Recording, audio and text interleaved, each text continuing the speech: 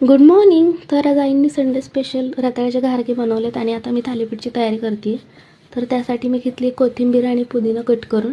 तर त्यात आपण तीळ, ओवा, हळद, मीठ असं टाकणार आहे आणि त्याच्यानंतर लसूण आणि अद्रकची पेस्ट.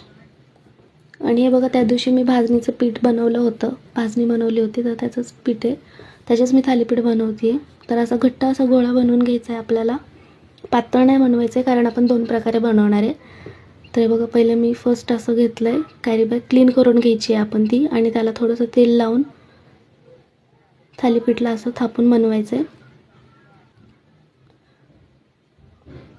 तर बघा, असे होल पाडून घ्यायचे आहेत आणि त्याच्यानंतर असं टाकल्यानंतर पटकन निघेल असं आपण तेल लावायचं आहे